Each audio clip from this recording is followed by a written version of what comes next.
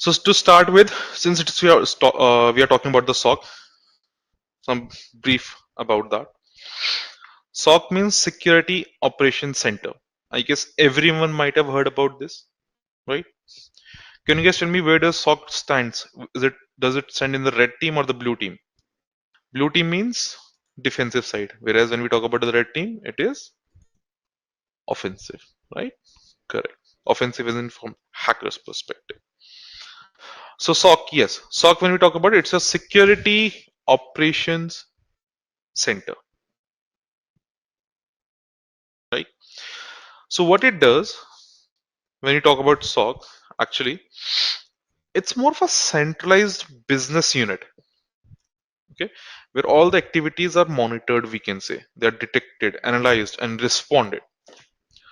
So it's a centralized team, like your people, your processes, your technology. We call it PPT in short.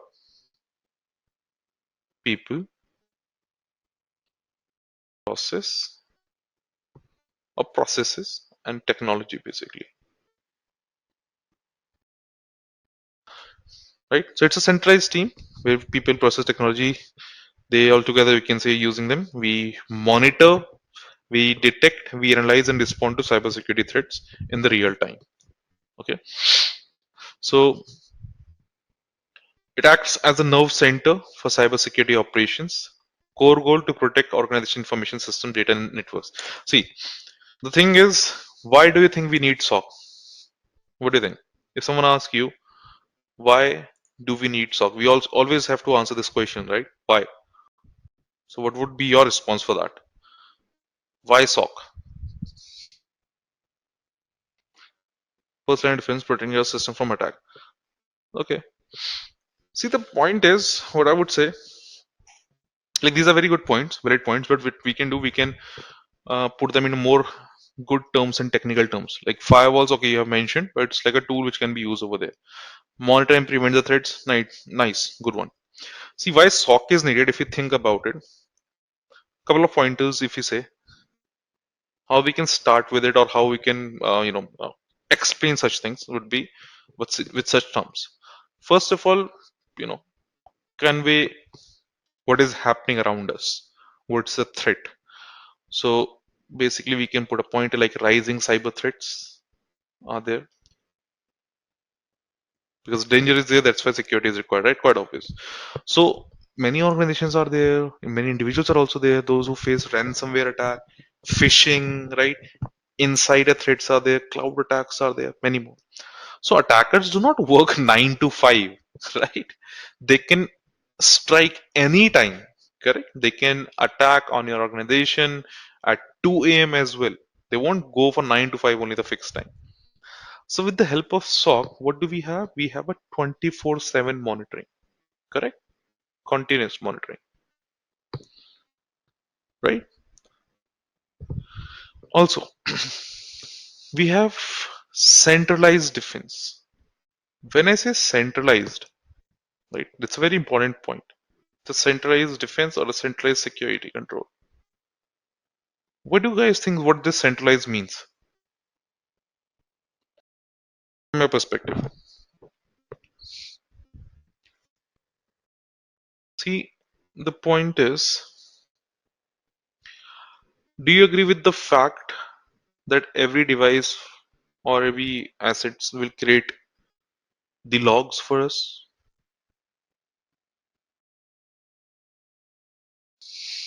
Good say, good one. Yeah. Okay. But what here centralized means, that was the question. Like that's why I'm asking it. Central team of facility that monitors, detects, and responds to security incidents across the entire organization. Yes. Perfect. See, do you agree this? That's why I'm asking this question. Do you agree that your router creates some logs? Logs means any recorded activity. For example, when you make a call, your calls are logged, right? We see the call logs, to whom we called, at what time, what date, what was the duration, etc., etc. Correct? Similarly, do you agree with that your router also creates some logs? Your firewall also creates some logs. Your database, websites, your systems, at what time you logged in, at what time you logged out, what file was deleted, everything. Do you agree with that? The logs are created. Absolutely. The thing is, the firewall can be monitored by any admin individually as well. Database can also be monitored individually. Web application can be also monitored individually. But the point is, if you monitor individually, that will be having a lack of communication. There will be a lot of gaps. We won't know any correlation, any connectivity between these three if we monitor them individually, and it's very time taking. When I say centralize, what it means, all these things are being monitored in one place, which gives us a better visibility, better communication, better transparency, and we can detect things more easily. For example, I love to give this example. Let's suppose you're in a shopping mall, right? In a mall, three floors are there: third floor, second floor, first floor. Every floor has a camera, CCTV camera. Now, every floor has a security guard. Okay, tell me which option is better. Okay, is this option good that each floor we have one room, security room, in which there's a security guard monitoring the floor in the television? The footage which is created by CCTV is monitoring over there. Is this a good option, or having a common security room where we have multiple screen or a very big screen where those CCTV footage are being displayed, and we have, let's suppose, two or three security guards over here? Is this option good or second option good? Tell me. First of all, what is happening? All these three CCTV cameras footage are being sent into one place, correct? Can we say it is a centralized one? First of all, centralized, right?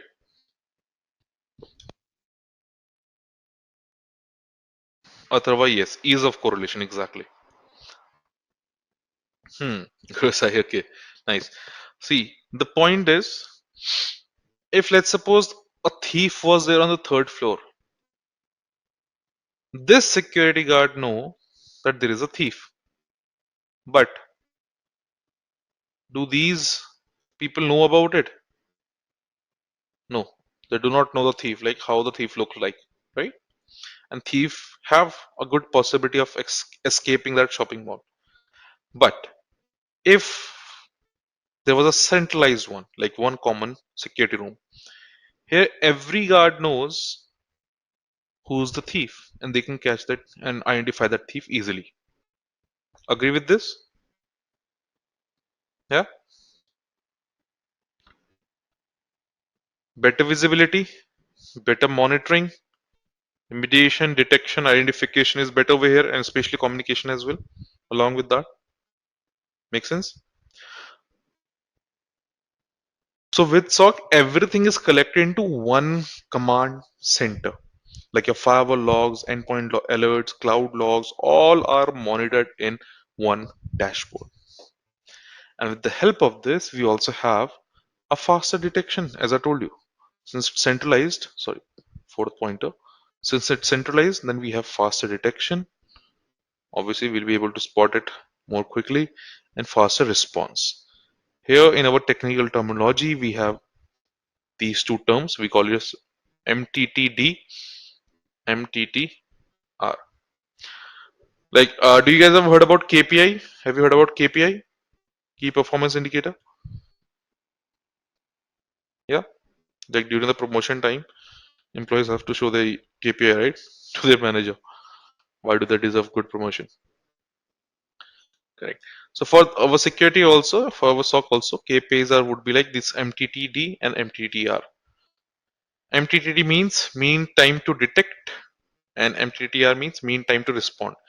That means how fast. MTTD means mean time to detect, how fast you spot a threat, whereas MTTR would be how fast you contain it, respond, like how fast you contain it, stop it. So SOC drastically reduces both. and minimize the damage as well. So it helps us for faster detection response in short. And very importantly as well, if you go with the fifth option, compliance and risk management is better for that purpose as well. Compliance, which are like a requirement, and risk management, handling the risk as well. So we have a lot of regulations like GDPR, HIPAA, PCI-DSS. They require logging, monitoring, and reporting. So SOC makes sure audit readiness is there, and it helps us to reduce the penalties as well. And sixth important one, business continuity. So I would put these quick pointers for this kind of a question. So you know, because whenever any incident occurs, whenever cyber incident occurs, they can stop the operation, right? Like ransomware, uh, it shut down. It has happened in the past as well.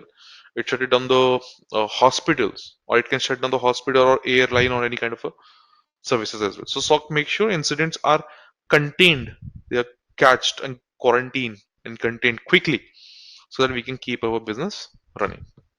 Okay, so that's what SOC does, and this is why SOC is a requirement, not a requirement. I would say it's a necessity now. Now, key functions of SOC, as we discussed about it, monitoring 24/7 observation of systems and logs, absolutely right, right, and detection, identify suspicious or malicious activities as well. Okay, perfect. Analysis, investigate alerts and incidents. Response, contain, mitigate, and recover from attacks, and reporting, provide insights to improve defenses. Yes. So monitoring is there. Yes. See, SOC is like it works like a hospital's emergency department. It's always open, always ready. So it is having a continuous monitoring, as we discussed, 24/7 watch over the systems, logs, net and networks activity, right? Detection is there. It spots anything unusual, maybe like a login attempt at 3 a.m. or any malware communicating with the website. It is helpful for the analysis purpose, investigate alerts and incidents, right? So it investigate alerts to confirm if it's a real threat or just a false alarm. Maybe it's like a false alarm. It was not really a threat. It could be there. So it helps us to analyze that. Response, importantly, to take quick actions, because we cannot stop our business, right? So it helps us to take quick actions, like to remediate, recover from the attacks as well, like blocking an IP, resetting a password if it feels like it is compromised, like that. Reporting, provide insights to improve defenses. Share, reporting is like you're sharing the lesson which you have learned from the entire process. Whenever any incident has occurred, how you detected it, what was the root cause of that incident, how attacker took an advantage, how we detected it, how we mitigated it. So we create a report out of that. It's like a lesson learned. So the organization keeps improving their defenses and make sure such things never happen again in the future. Right? So if someone asks you what are the main functions of a SOC, you can structure your answers like continuous monitoring is there to ensure there is no blind spots, better threat detection to identify any suspicious activity early. It is useful for incident analysis to validate and prioritize the alerts. Helpful for incident response, where we perform the containment, eradication, recovery, and for reporting and feedback loop, which help us to improve the policies, the rules, and the awareness. Right. So, in case if there is a follow-up question in the interview, that which function is most important out of these, right? Monitoring, detection, and respond would be yes. Good one, correct. Detection and response. Although, see, I'm not saying all others are not important. All functions are critical over here, but detection response are, like, I would say they are considered like a heart of SOC, right? So I would also say detection and response. Maybe, yeah, that's why I said all functions are critical, absolutely, but just most important in case if it is asked, if we have to answer in this way. Because the point is, if you detect it early, it will help us to reduce the dwell time. Dwell time as in the amount of time attackers remains in your network or in your environment without being detected. So the longer they are, obviously they will steal all the data of yours, correct? So if there is an attacker in your environment for about 2 years, that means 2 years of data is lost, correct? They are winning over there. So early detection obviously is very important, and fast response. Fast response is also important to reduce its impact or reduce the damage, correct?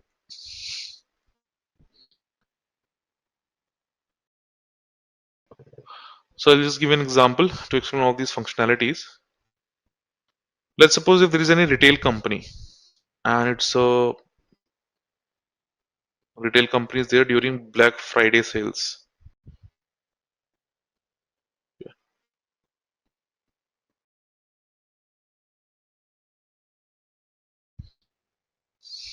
Okay.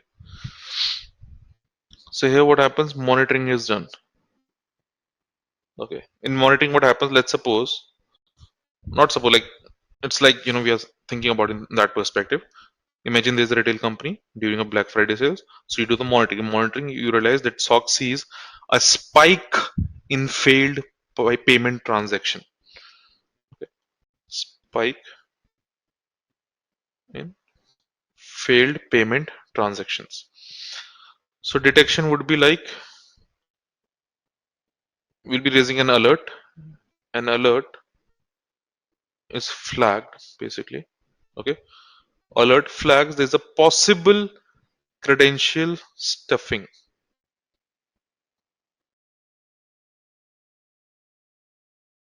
Credential stuffing means trying to crack a password.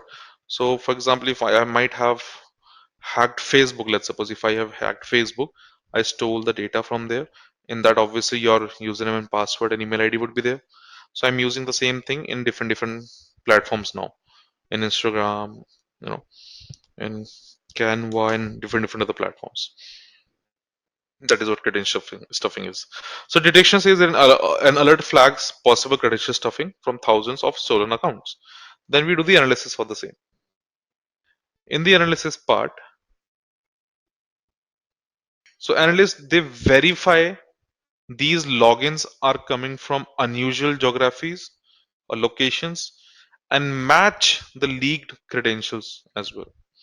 As per that, the response will be there. You know, we'll do what? We'll block the suspicious IP ranges. We'll force the password resets, and we alert the customers as well that okay, change your account password. Something suspicious has happened, and then finally we go for the reporting part. Right? In reporting, SOC documents that the attack method which was used. It updates the detection rules for the better detection, and train the staff to handle similar cases in future. Okay.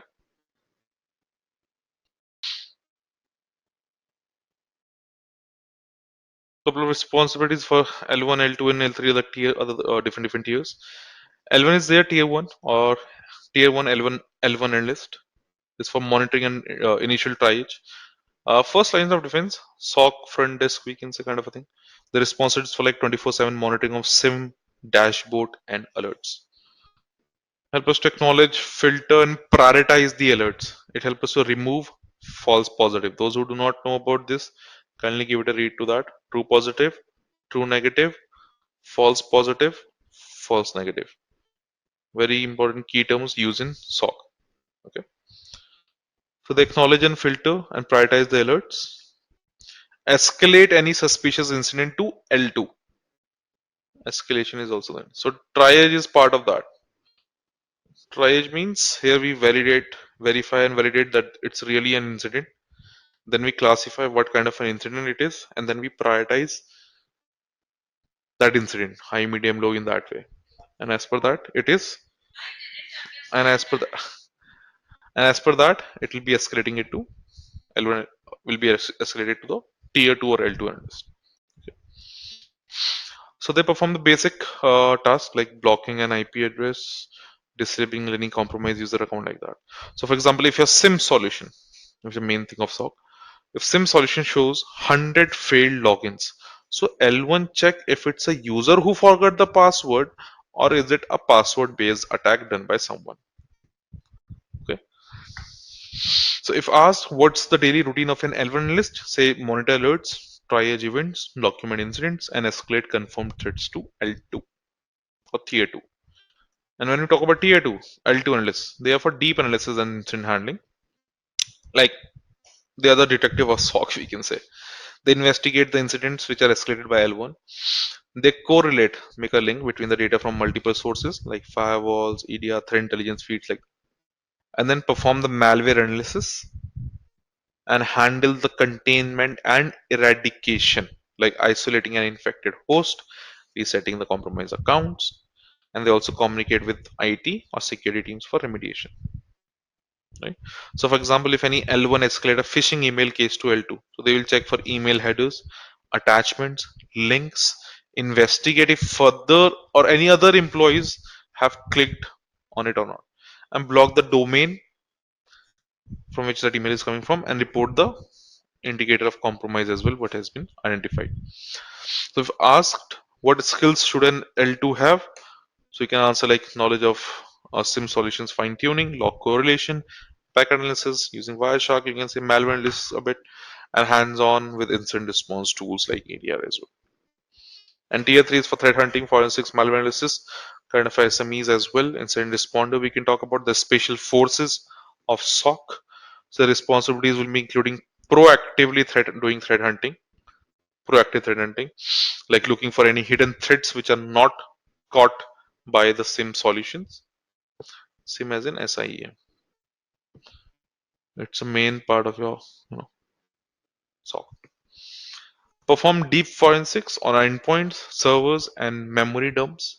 Helpful for reverse, like they'll be performing reverse engineering of malware and advanced persistent threats as well, APTs. They tune, refine the detection rules, and create the playbooks for L1 and L2 so that they can follow the steps whenever an incident happens. So tuning the detection rules and work closely with threat intelligence and the red teams as well. Right. So, for example, if an organization they suspects an insider threat, so L3 will hunt any unusual data transfers, perform the forensic investigation on logs, USB usage, and endpoints artifacts as well, and help us to provide the executive level incident reports also. So, if someone asks you how is L3 different from L2, so L2 reacts to incidents, but L3 proactively hunts for hidden threats and deals with the complex or high severity cases which are requiring the forensics and your malware analysis as well.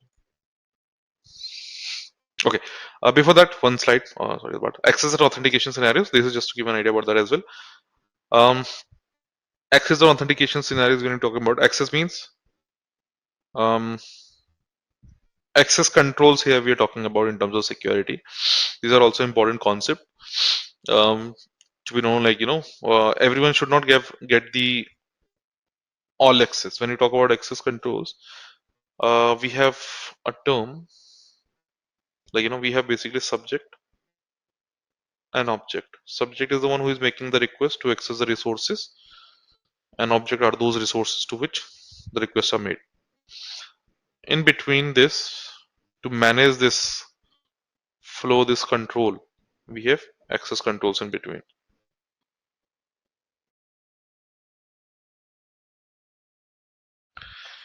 See, subject could be anyone, any user, any system, anything like that. So we cannot just give the access to it to anyone for everything. Like a normal person should not be able to access military documents, right? Not allowed. Access controls are there, obviously. You have your badges. If I'm not belonging to your company, I cannot enter your company because I do not have a badge to enter. The same concept I'm talking about. These are access controls, part of it, access management. So here, access controls are there. Like normal user cannot have access to admin accounts, right? So there's a principle when you talk about from terms of access scenarios and access control, least privilege principle. Anyone who can tell me what is least privilege principle? So least privilege principle means giving limited amount of access, only that much amount of access so that a person or a system or any subject can do their day-to-day activity. That's it. Nothing apart from that. right? Minimum access so that they can perform their day-to-day task, day-to-day activity. That's what least privilege principle is there. So next is we have different models also. So we have triple A concept basically over there. One A means authentication, A means authorization, and third A means accountability. Authentication, authorization, and accountability. Authentication means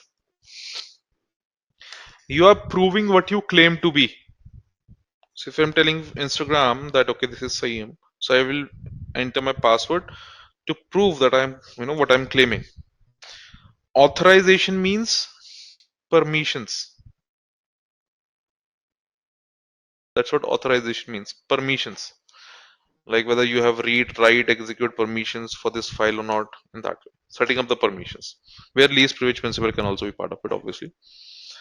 And accountability means logs only. Whatever the actions you have taken, they are getting logged and you are accountable for that.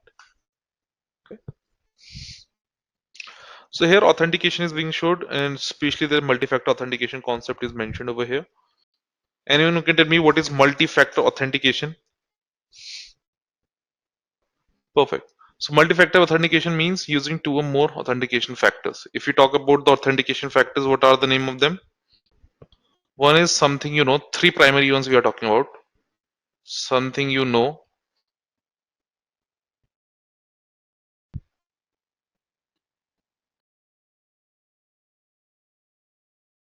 something you have, and last is something you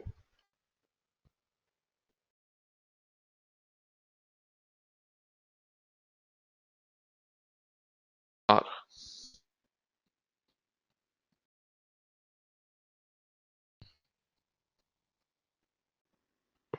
Okay. Yes, I use authentication application. That's fine. See, when you're talking about something you know, what it means when you're talking about something you know, it means it's like a learning factor for you. Something which you have to memorize in order to implement. So like your passwords, pattern, pin, these are all part of your something you know. Password, pattern, pin, yes. Because you have to memorize it. When you talk about something you have, it means something which you have owned, like smart card, RSA token, even your car key can be part of it. Or mobile phone where you get the OTP, it can be also part of this. What would be something you are? The biometrics. As in, like your fingerprint, yes, retina scan, face recognition, like that. So point is, see, each one of them have their own weaknesses. Like individually, each one of them have their own weakness. If you talk about password, it can be guessed, it can be cracked. Someone can also crack a pin or password. If you talk about RSA card, token, smart card, ID card, they can be stolen. Someone can steal it. If you talk about biometric like fingerprint, someone can chop it and use it, right? Or someone can make a clone out of that, right? They can clone things as well and use it. So individually, each one of them have their own weaknesses. So that's why we have multi-factor authentication concept that in case if one is compromised, still we have others to secure our account. So if attacker is able to guess our password or able to crack our password, the attacker will still not be able to enter into the account. Reason being, we have OTP set up over there, or RSA token set up over there, or biometric set up over there. So that's why these things are required in order to secure our account. Okay, perfect. Now we'll go with some situational scenario based question. Suspicious login activity is the first one. Your SIM flags, SIM solution where all your centralized logs are, like all your logs are collected centralized and uh, you know displayed over there. Alerts are generated over here. So it's that kind of a dashboard, which it's like a heart of your SOC, the main thing over there, from where we perform the centralized monitoring and detection and everything. So a SIM flags multiple failed login attempts from a single IP address against the admin account, which is followed by a successful login. So multiple failed login attempt has been made. Let's suppose 10 failed login attempts. from a single IP from some single place against the admin account, followed by a successful login. First question is, how would you investigate this alert? What would be your pointers for this? Passing the payloads. What do you mean by passing the payloads? Not sure how to start. No, like the point is not starting it. Like it's like what all quick pointers you can put, what all things you will do or look out for. Can we say we have to acknowledge it and we'll triage it? Acknowledge, as we told and discussed about this.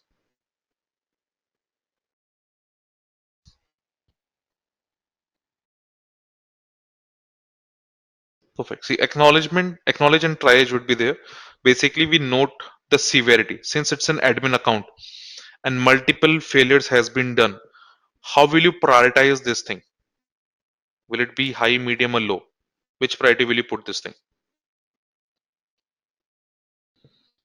Medium. It's an admin account, very important account. You know, if an admin account is compromised, what will happen? Attackers have all the privileges, all the accessibility to everything. They can do whatever they want to do. Make sense? So it will be high, right? So acknowledgement try should be there. We check the login details as well.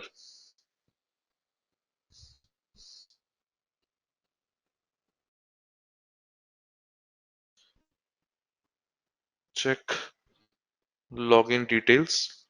When I'm saying check login details, what I meant is we look out for the time, the source IP from where this login attempt has been made, that IP, right? Its geolocation, right? Any fingerprint in case if that's being used, and then we verify the legitimacy as well.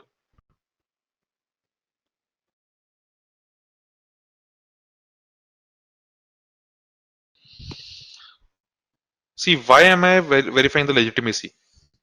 What it means, it could be a false positive as well. So what we do over here, we contact with the admin because maybe it might be an admin only who was trying to access his own account and he forgot the password. That's why he made multiple login failure attempts, right? It could be the possibility. And Amar, good one. I just take your answer. Good pointers, right?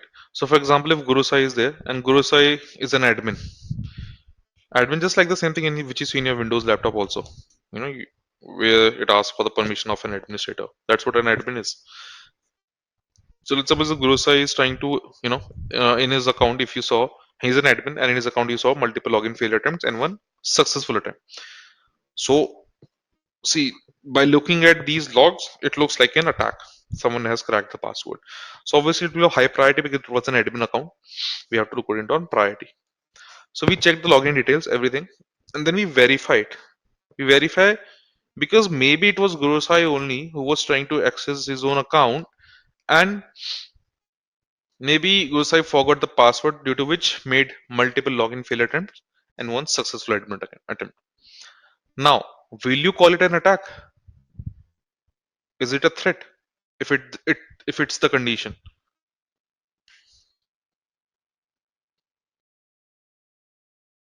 If Guru Sai is the admin and Guru Sai's account only, we're getting failures attempts, right? So when we contact Guru Sai, we got to know it was Guru Sai only who was trying to access own account, but forgot the password. That's why I made multiple login failure attempts and one successful. So when we got that, we can confirm it was not an attack. It was a false positive. Correct? It was a false alarm because it was Guru Sai only who was trying to access his own account. So we contact the admin user to confirm if it was them or not. After that, we cross-check the IOCs in case if it's confirmed, obviously. Still, we'll cross-check the IOC. IOC means indicator of compromise, like IP address, domain name, URLs. So we check is the IP address on any threat intelligence or part of a block list or not, right? We check for any lateral movement as well. Lateral movement means from going one system, one account to another account like that. So we check for lateral movement.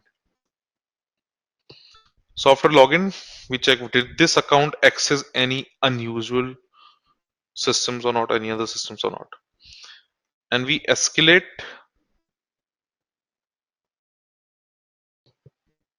if it's malicious. So what we'll do, we'll contain it first of all, as in we'll disable the account obviously, so that attacker won't be able to perform any other activity. We'll block the IP address and then we further investigate deeper. Clear? Then what logs or tools would you check first? Interesting. So logs file in Linux or in Windows, since we are talking about login attempts, which log file should be accessed?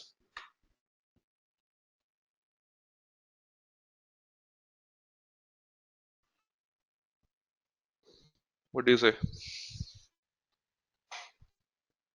Security logs. Okay, in event IDs we have that in Windows. In Windows, if we talk about security events are there. In Windows, we have event viewer. Always remember the event IDs, they are very important. 4625 denotes login failure and 4624 represents your login success.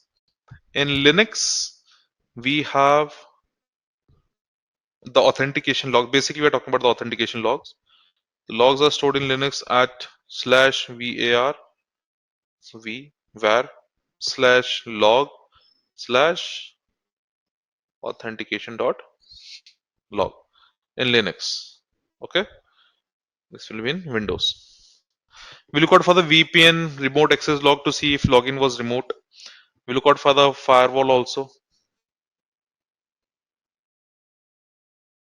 Firewall logs, any traffic from this IP before maybe or after, right? You look out for your EDR endpoint detection response and or basically your antivirus logs also to detect any malware execution after login.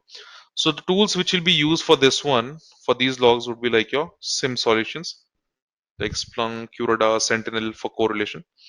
You look out for your threat intelligence feed as well to see any IOCs which has a record to check IP repetition basically.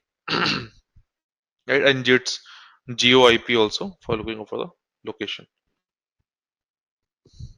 to see if login came from any unusual country. So we look out for the geo IP lookup tools. And third is, how would you differentiate between a brute force attack and a legitimate user who forgot this password? This is interesting. Here you have to think like an analyst.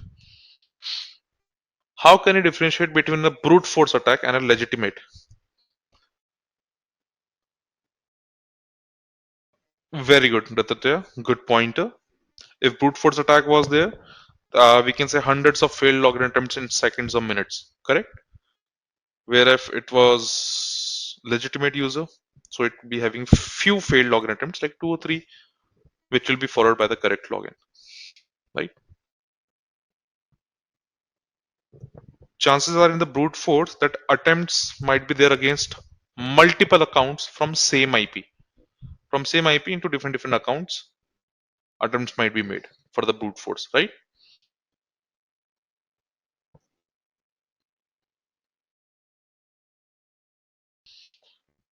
Same IP address, multiple accounts being tried,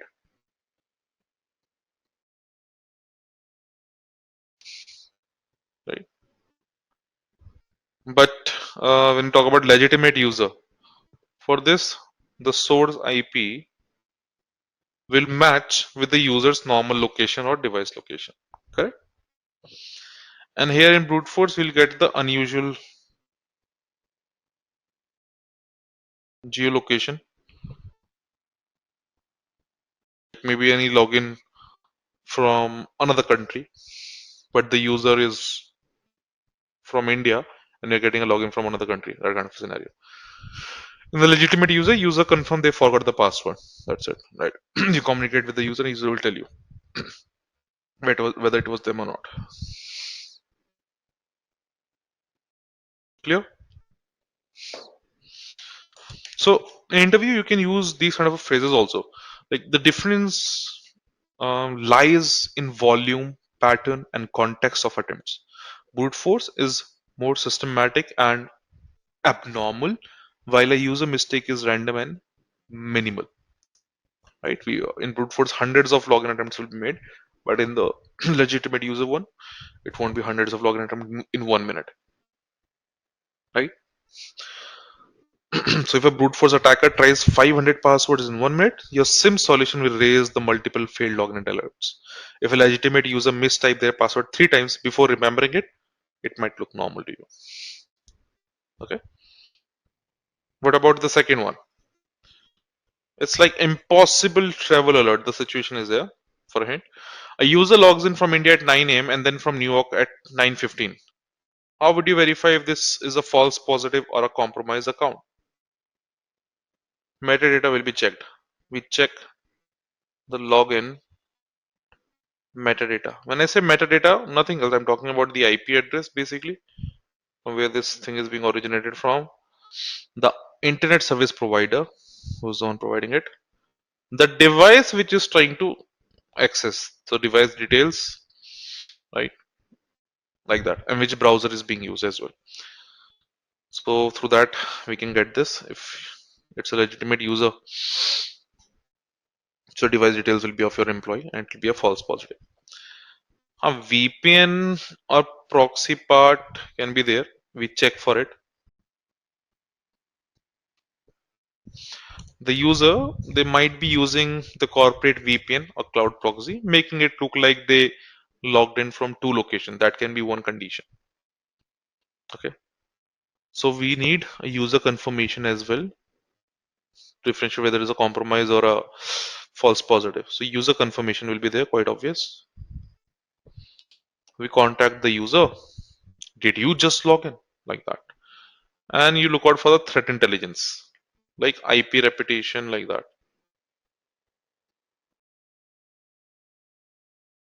Right. You see if the IP from New York is on any block list, or does it have a bad reputation or not. It has been part of any attack.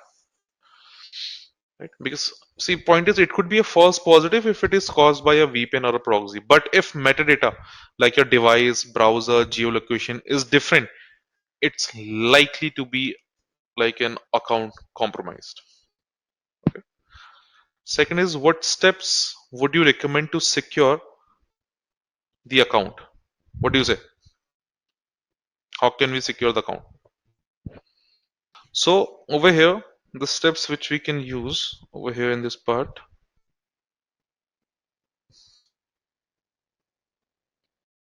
force password reset, right? Also, we can revoke. We have to actually, if there's any active session, revoke it, close it, right? From a security perspective, what should we do? Should we enable anything? Like in case a password is compromised or feel like the password is in danger, MFA, right? Yes. Good one. Any unusual data or something being happening over there, right? Any unusual data download, any privilege escalation. So if compromise is confirmed over here, we can isolate the account now, okay, and investigate any little movement. Okay. If confirmed,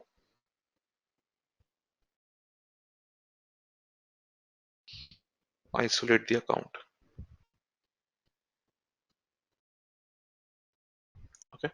So over here, the goal is to contain and stop the further misuse of the account while making sure that the user regains the secure access later. Right. Third question is, what controls would prevent this in the future? Obviously, MFA. We have talked about that. Multi-factor authentication would be best choice over here, first of all, right? So we can also have impossible travel detection policies,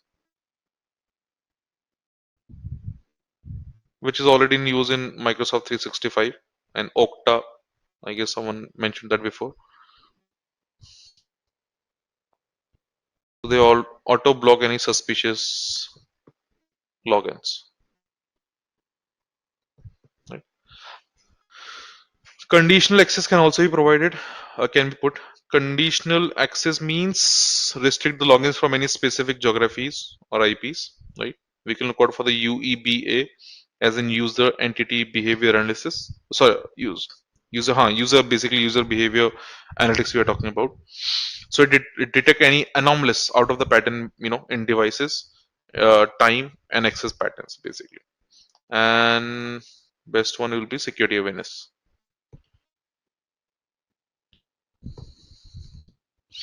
So the focus over here is on layered security. Prevention would be MFA, conditional access. Detection would be like impossible travel alerting, and user awareness is also right. So we can say in the interview, like first I would validate the login by checking IP, device, and VPN usage, so that we can rule out any false positive. If it is confirmed or if it looks like suspicious, then I would reset the account password, revoke sessions, and enforce multi-factor authentication. For prevention, what we can do, I would recommend like enabling conditional access policies, impossible travel detection, and user behavior analytics. This makes sure even if credentials are stolen, attackers still cannot access the critical resources. Okay, this is how you can answer like an analyst for these questions. Third is privilege escalation. Privilege escalation is the same thing from a normal user you're trying to become an admin user, okay, or any other normal user also. So you're escalating, basically you're escalating your privileges, changing your privileges over here. Okay, so normal user account suddenly attempts to access a database that requires elevated privileges. Perfect. What indicators would suggest this is malicious? You can tell what will be the possible red flags over here. What indicators? Like user has no business need to access that database. That will be a red flag, first of all, right? What else? Multiple failed attempts, failed access attempts, followed by a success one.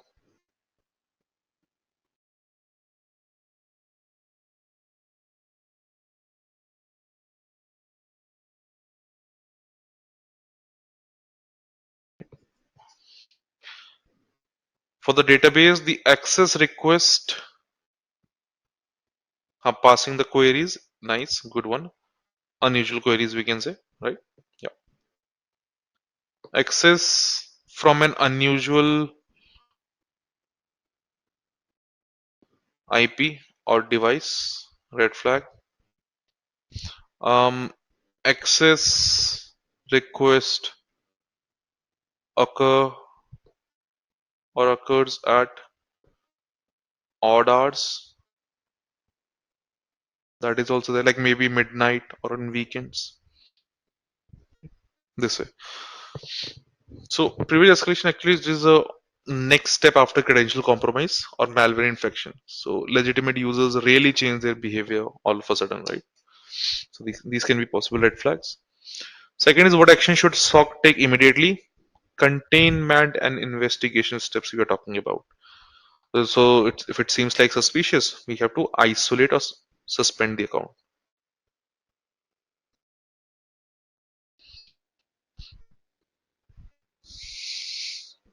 Right, until it is verified. Check for the logs, authentication logs, database logs, system logs, that can be checked. Look for any lateral movement.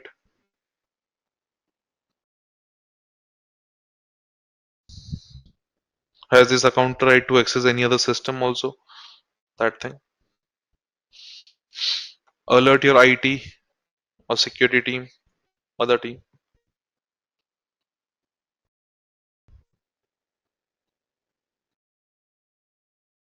to prevent any further access. Right. and collect the forensic evidence. Correct. That is the most important thing.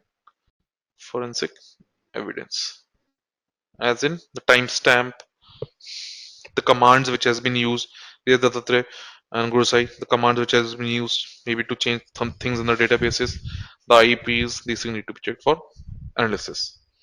So see, the SOC's first priority is to stop the suspicious activity quickly while preserving any evidences for deeper investigations. Third is, how would you check if the account was compromised or if it's an insider threat? So what we do, we check for the login patterns into this. Login patterns. Maybe any new, if new location, devices or IP address. So if there is new location, new device, new IP address, then obviously it's likely a compromised one, new compromise, not an insider threat. We look out for the behavior analysis.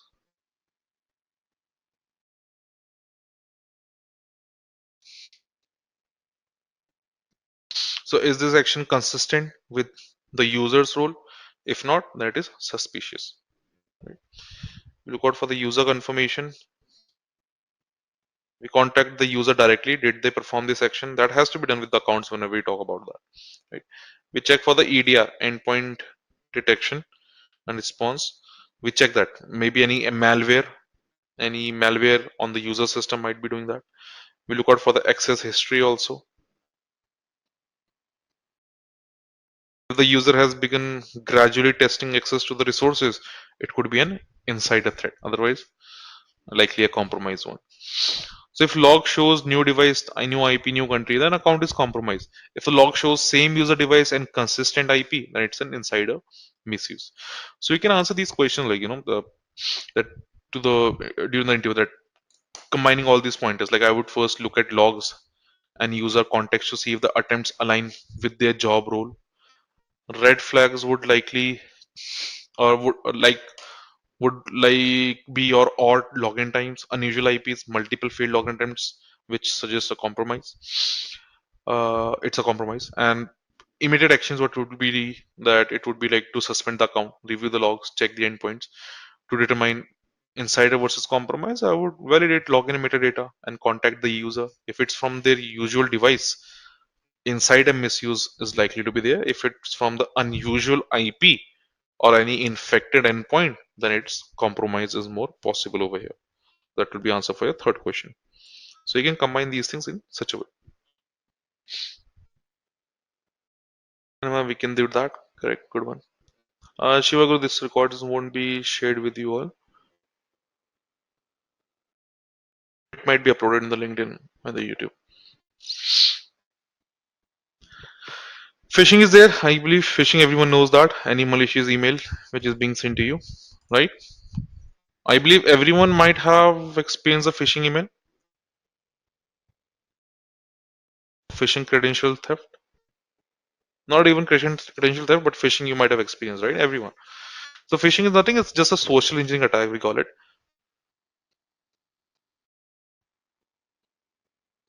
Social engineering attack. It's like art of manipulation, basically.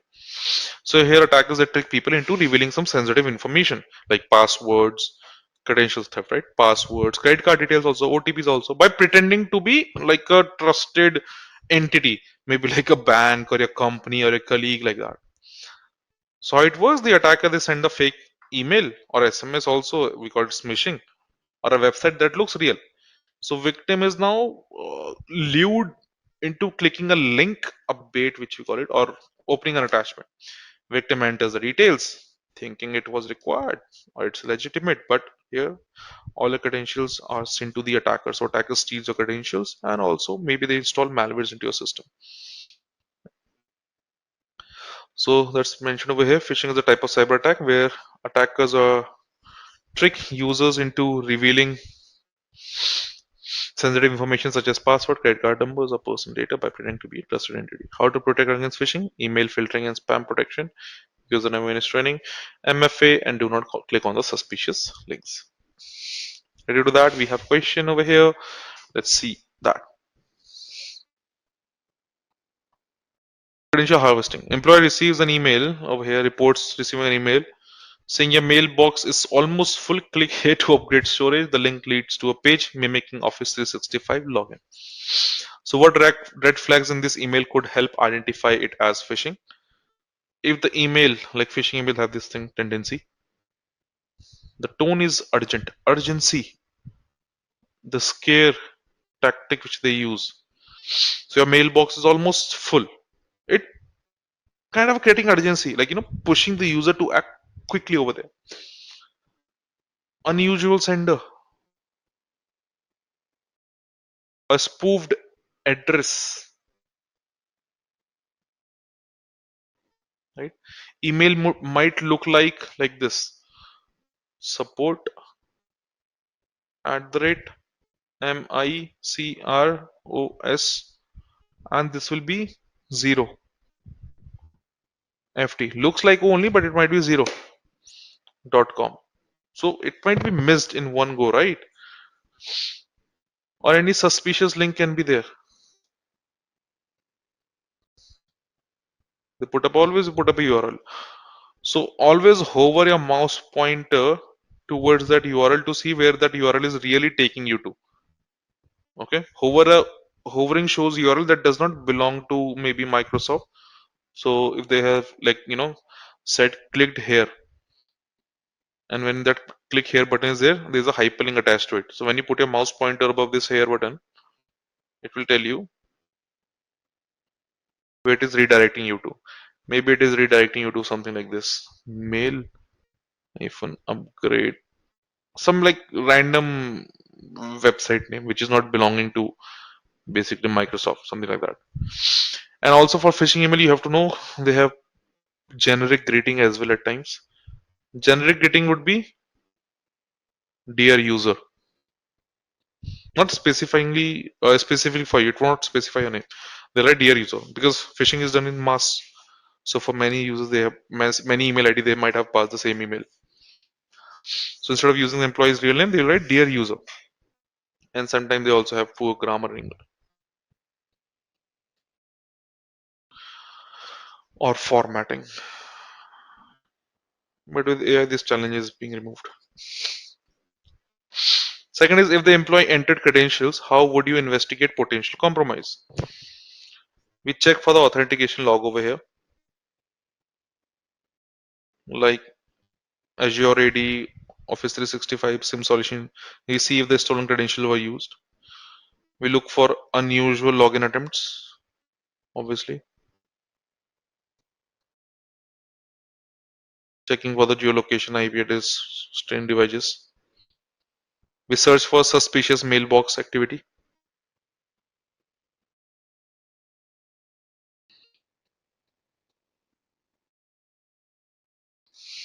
This thing as well, like email forwarding rules might be set up into your account, right?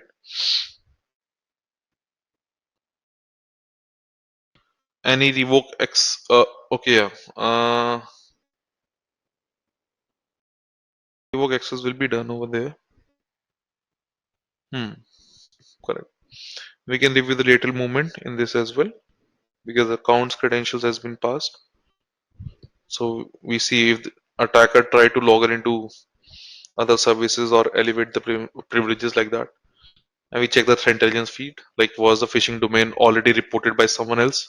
So main goal over here is to confirm if the attacker used the stolen credentials and contain it fast. Third is, what security controls can help reduce the success of such phishing campaigns. First is MFA. Okay. Second would be, as we discussed in the starting slide also, of phishing. Oh, sorry, email filtering,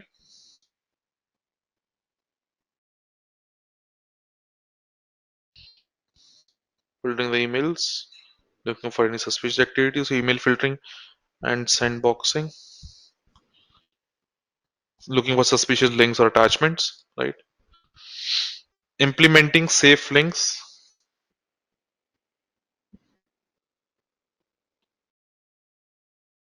and safe attachments. Like only safe links and safe attachments will be sent, nothing apart from that. In Microsoft 65 it can be done.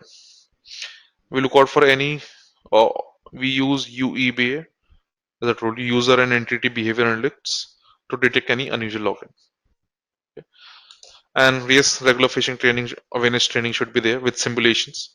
Incident response playbook should be there for faster credential reset, and we should be having a strong reporting culture, right? So, like everyone should report if there is a phishing email. So it's like a defense in depth: user awareness plus technical controls plus quick instant response, right? So we can answer like for the entire question 1, 2, and 3. The red flags here are like urgency, suspicious links, and generic greetings. If the employee entered credentials, like I would immediately reset the account, check for O365 or Azure, any Active Directory which is being used, logs for any unusual logins, or forwarding rules, maybe set up in my email account, and monitor for any data movement. To prevent such attacks, I would recommend MFA, advanced email filtering, safe links, and continuous phishing awareness training as well. This business email compromise, finance officer receives an email from someone impersonating the CEO requesting an urgent wire transfer to a new vendor account. This happens a lot. You know, like transferring the money. Many banks have been part of this, doing millions of transfers. So here the first question is, what possible indicators suggest this could be a phishing or a business email compromise attempt? Again, we look out, since always look out for unusual urgency.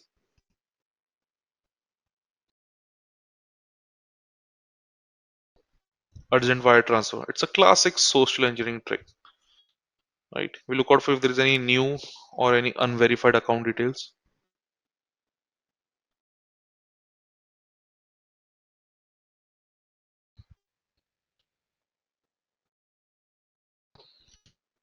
Any look out for the domain, whether it is a suspicious domain or not. Suspicious sender domain, like maybe like CEO at the rate xyzcompany.com, like that. Because this might be real. The fake one would be like this: CEO at the rate, as I told you, like things looks very similar. xyzz.com, maybe like that. This one. This is real and this is fake. Here, unusual. We look out for the time of request. So if there is any unusual time of request, that is also something to be looked out for. Possible indicator. Odd hours, outside business partner patterns can be indication of that. Right? And there is no standard workflow followed. Maybe like skipping any invoices, approval processes. If it's being ignored or being not followed, that's something suspicious. Right? So business email compromise, always they look out for the urgency, authority, and small domain changes that slip past a busy employee. Right? Here, the main thing, the best way to prevent this thing would be like to go with the dual verification before transferring. Always verify whether it is a requirement or not by other channels, by other medium of communication, basically. Second point, if the transfer request was processed, how would you respond and investigate? Absolutely, we'll be alerting the bank over here immediately to attempt the reversal of the transfer. So we'll contain it.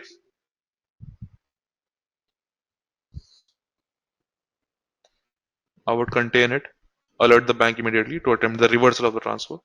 That needs to be done as well. We investigate the logs. We check the email headers, basically. That is important because in case if email is spoofed, headers can tell you the truth. Okay. We look out for the authentication logs.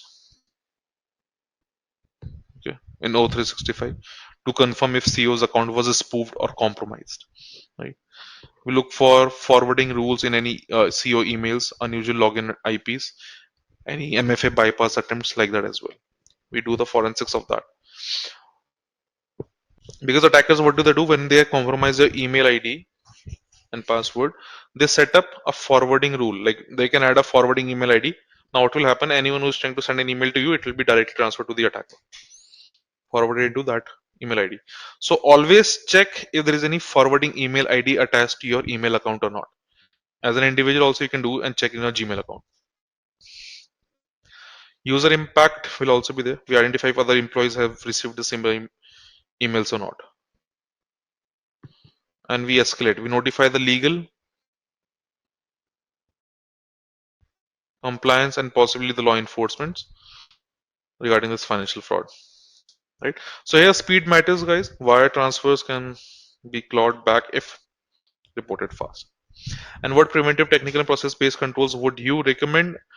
In technical controls, we can say yes, email authentication, obviously, where we check for its email headers, especially for SPF. We cannot talk about that because it's gonna take time. But look out for these things: SPF, DKM, and DMARC to check whether it's a genuine email or not, whether it is a spoofed email or not.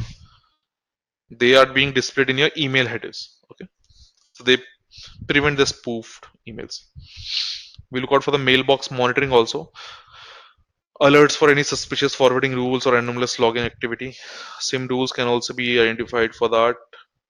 Created like basically detect the CO, finance, urgent wire transfer patterns like that. Process control, as I told you, dual authentication, dual verification should always be there, or dual authorization would be better. Yeah. Any wire transfer must be approved by at least two executive, and it should be verified also via different communication channel. Dual verification or two-step verification, you can say. Or in other words, simple words, callback verification.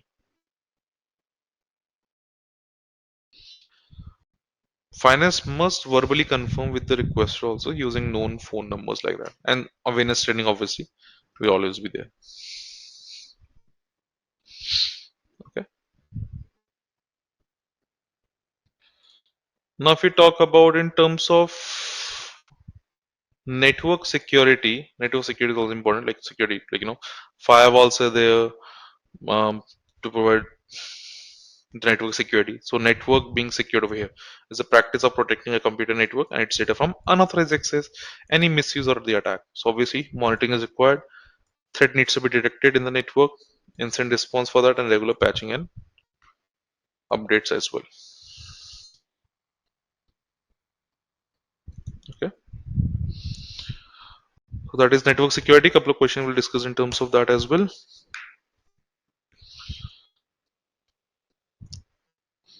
Okay, so network security, as I told you, here we try to protect the computer networks from any unauthorized access, any misuse, modification, or denial of service attack like that.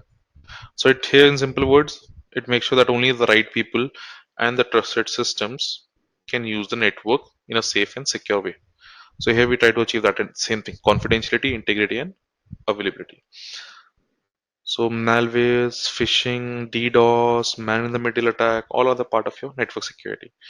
So for that we use firewalls, IDS, IPS, EDR, access controls, network segmentation, regular monitoring by SIM, all are part of your network security measures. So here in respect to that, we have the first question which says suspicious beaconing traffic. Right. Okay. That is often asked in SOC interviews because it ties together network monitoring, threat intel, and incident response. Let's see. During monitoring, you notice a workstation sending a small periodic outbound connection to an external IP at regular intervals, like a command and control channel. Perfect.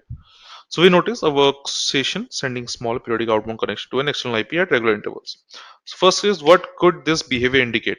As I told you, command and control directly. It's a possible command and control, like someone is controlling a system.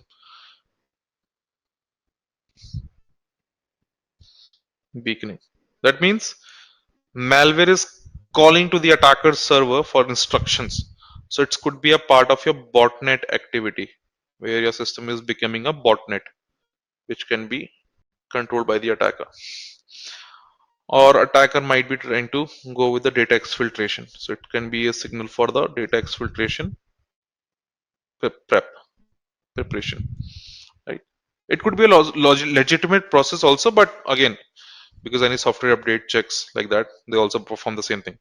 When you click on software update checks, it also kind of perform the same activity. So it requires validation, obviously. Okay.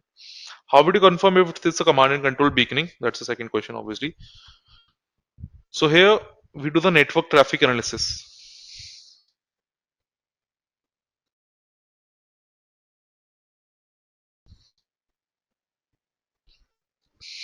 Okay. We uses the Wireshark, PCAP, NetFlow to analyze the packet size, the frequency, the destination. Because command and control, they often shows regular intervals. Yes, grow side. Command and control, they often shows regular intervals and encrypted traffic to unusual IPs or domains. Okay. Threat intelligence lookup can also be there. Or grow side multi can be part of threat intelligence. We check basically for the IP or domain reputation against the threat intelligence feed. Like virus total, if you have heard about it, what platform, abuse IBDB, alien world OTX, like that. We look out for the endpoints also, endpoint inspection. We look for suspicious process or processes making a connection, right? We check for the persistence mechanism. Maybe any scheduled task is there. Correlation with SIM.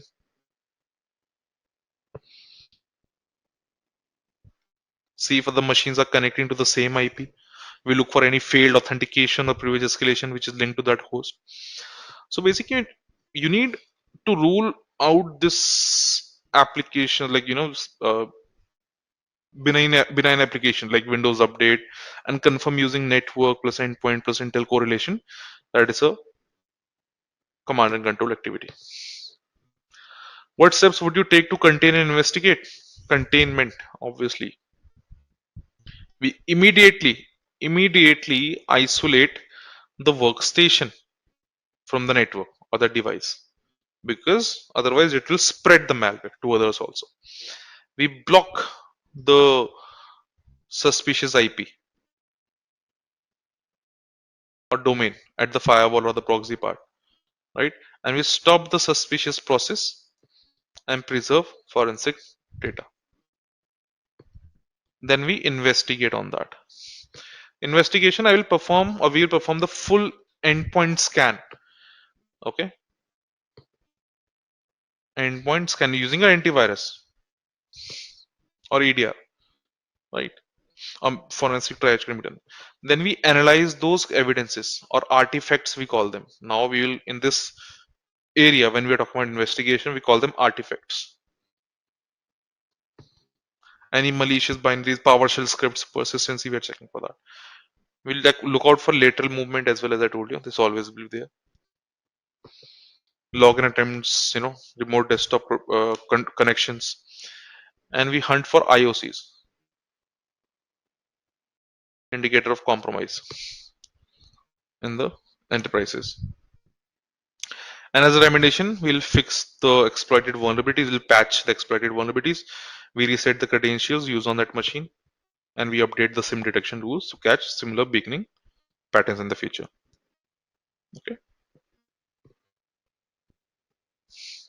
Second is port scanning detected, like someone is scanning a network. So IDS alert shows an external IP attempting connections on multiple ports across several hosts in your system.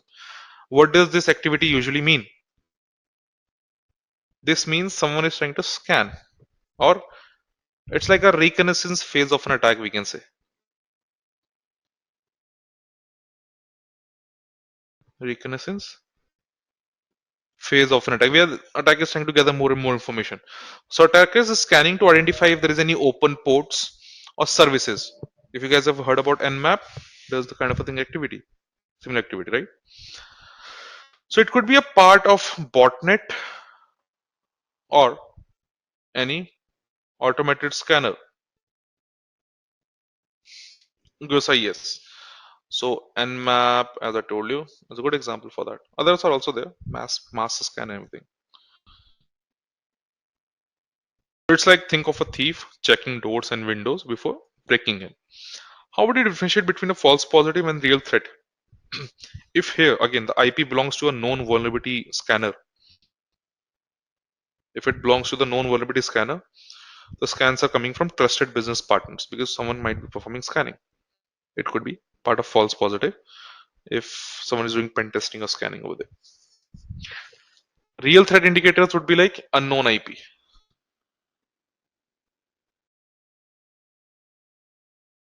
okay, or from different location. So here scans are wide and noisy, like in huge amount it will be there. Many ports, hosts will be quickly scanned. A lot of logs you can see in the Wireshark. And yeah, here the scans are then followed by exploit attempts or a brute force like that. So we can check for the IP reputation in threat intelligence feed again. We can look out for the volume or the frequency of that scan. If it's repeated scan, then it's an attacker. Single scan may be research. And we correlate it with other alerts like failed logins or any web exploit attempts like that. Question 3, what immediate defensive measures would you apply? Containment again would be the better option to go with, or the defense action. In containment, we can say we'll do what? We'll block or put the rate limiting, not letting to perform scan the source IP.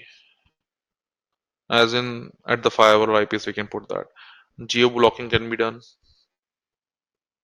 if traffic comes from regions with no business need, so we can block that geo location. So geo blocking. Update firewall rules in respect to that IP to ensure only required ports are open externally. Rest should be not displayed, right? And obviously continuous monitoring should be there. Attackers may switch to another IP also. So add detection rules, not just block them. Okay. So port scanning actually itself may not cause damage, but it's the first step, often the first step of a bigger attack. So responding quickly reduces the risk.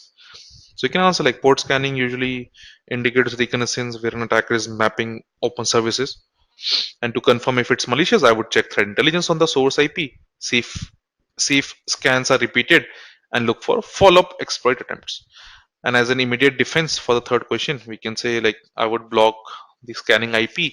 I will tighten the firewall rules to reduce the exposed ports, and monitor for similar activity from other sources.